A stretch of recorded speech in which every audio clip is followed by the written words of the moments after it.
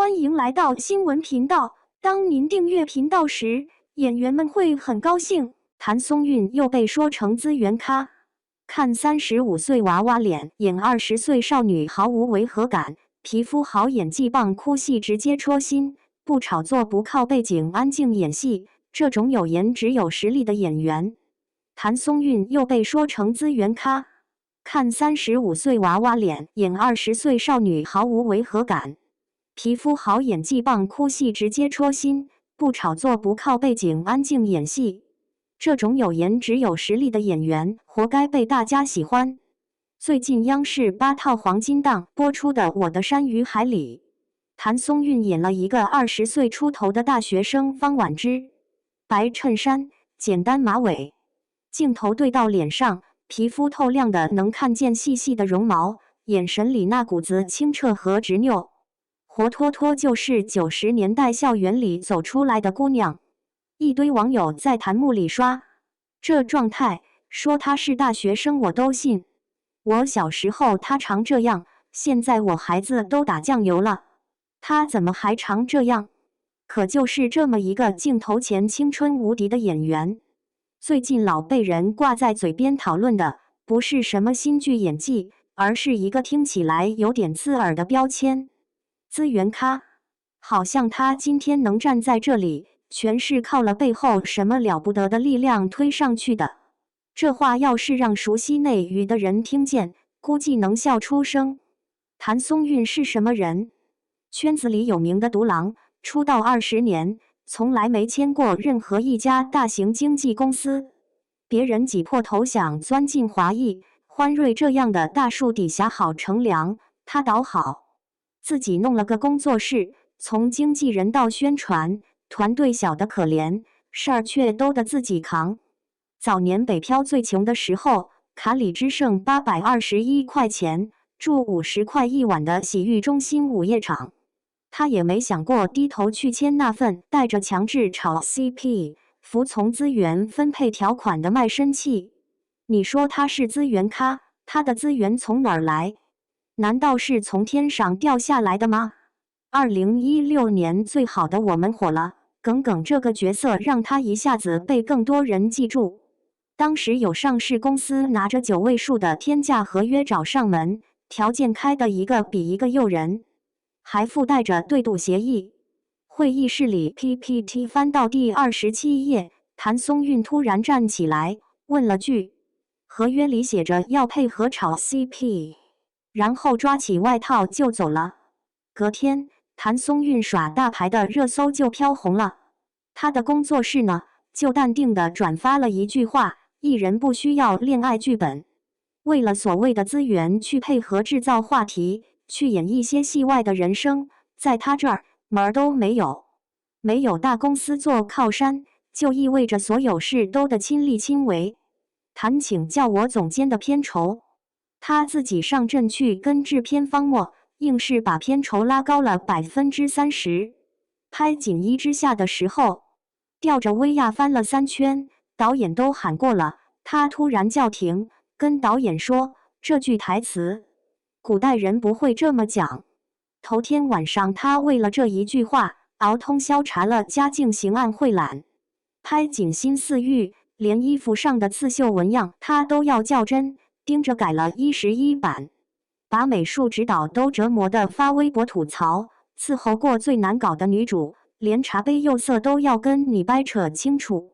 你说这是资源咖的做派？这分明是一个人在片场活成了一支军队。再说回那张被无数人羡慕的娃娃脸，35岁了，演20岁的少女，凭什么就能让观众买账？不说她装嫩，光靠脸肯定是不够的。在我的山与海剧组，为了贴近90年代打工妹方婉之那种清瘦、带着点生活魔力感的形象，她主动减重，最瘦的时候只有82斤，不仅素颜出镜，还特意去晒黑了皮肤，完全舍弃了女明星最在意的精致感。那份少女感，不只是胶原蛋白撑起来的，更是她把自己完全扔进角色里，从眼神、体态到精气神，一点点磨出来的。导演让他演一场得知养母去世的哭戏，原本准备了3页纸的台词，他看完后说：“导演，真正的悲痛是说不出话的。”最后呈现在镜头前的是他长时间的沉默，和那种被巨大悲伤瞬间抽空灵魂的茫然，眼泪都是后来才慢慢涌出来的。这种对表演近乎偏执的较真，才是他冻龄的终极密码。当别的85花、90花都在仙侠古偶的赛道上挤得头破血流时，谭松韵又干了一件反骨的事。他一口气推掉了23部找上门来的古偶流水线剧本，反手接下的是80、90这样在当时看来题材冷门的现实剧。结果呢？这部剧在芒果 TV 播出的收视率逆袭了。他好像总能在资本和市场追逐的热点之外，捡到那些被忽略的宝。投资人王可然就感叹过，他总在资本盲区里捡到宝。这不是运气，这是一种基于对自身清醒认知的选择。他知道什么样的剧本能打动自己，也知道什么样的角色自己能啃下来。在横店的剧组里，流传着关于谭松韵的3不原则：不参加酒局，不认干爹，不给自己贴固定标签。有一次慈善晚宴，有位业内大佬递来一张房卡，暗示后面有好资源，他当场没说什么，转身就挽着演员咏梅的胳膊溜出去吃路边摊了。第二天狗子拍到的照片里，他蹲在马路牙子边，卫衣上还沾着烤串的油渍，笑得没心没肺。这种跟光鲜亮丽的娱乐圈格格不入的接地气，反而让他圈了一波粉。他的社交账号除了配合剧播宣传，几乎看不到什么个人生活的痕迹，不晒豪宅，不秀奢侈品，更不拿私生活来炒作。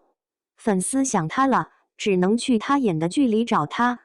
说到演技，尤其是哭戏，这几乎是谭松韵另一个被公认的杀手锏。他的哭从来不是嚎啕大哭那种，而是有层次的，像剥洋葱，一层一层往里走。锦衣之下里，袁今夏被迫嫁人，看着心爱的陆大人时，那种委屈、无助和绝望，全在通红的眼眶和微微颤抖的嘴唇里。以家人之名里，李尖尖听到大哥凌霄讲述在国外被母亲精神折磨、患上抑郁症的经历时，先是手足无措的原地转圈，然后扑进他怀里，带着哭腔问：“哥，你怎么了？你是不是生病了？怎么都没有人发现你生病了？”那一刻的崩溃，让屏幕外的观众心都揪紧了。到了我的山与海，他的哭戏更是被网友封神。有一场戏是他饰演的方婉之背对着父亲，坐在小面馆里吃一碗生抻面。他知道父亲在身后看着，却不敢回头，所有的委屈和思念都化成了默默流进碗里的眼泪，一点声音都没有，却比任何嚎哭都更有力量。网友说，他的哭戏让我听见了心碎的声音。出道20年，零绯闻，零炒作，零实质性的负面新闻。在剧播宣传期，他配合工作，该上节目上节目，该互动互动。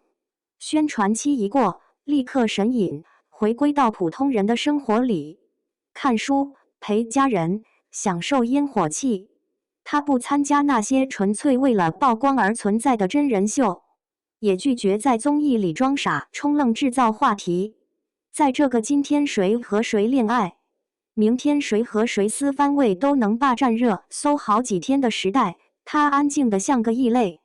可正是这种异类，让他成了导演和制片人口中的零风险艺人。用他，不用担心突然爆出什么丑闻连累剧集，不用担心他配合度低，更不用担心他演技拉胯。这份靠谱，在娱乐圈才是真正的硬通货。所以，当资源咖这个帽子扣到他头上的时候，了解他的人只会觉得荒谬。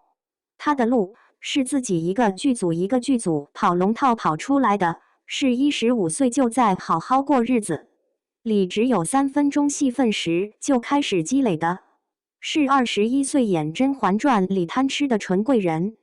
虽然戏份不多，却能让观众记住的扎实。是26岁演《最好的我们》里的耿耿，和19岁的刘昊然搭戏毫无年龄差的灵动。是31岁演《以家人之名》里的李尖尖，把少女的娇憨和坚韧演到骨子里的共情力。这条路没有捷径，每一步都踩在实地上。如今，他的个人工作室甚至发布了一份演员工会章程，里面白纸黑字写着禁用替身抠图，拒绝番位诈骗。这份章程被很多还在底层挣扎的小演员疯转，他们仿佛看到了一种新的可能。原来合同可以这么签，原来演员可以这么当。谭松韵用自己20年的经历，默默地给这个行业树立了一个不那么一样，却足够有说服力的样本。在这个样本里，演员的价值最终只与镜头前的那个角色有关。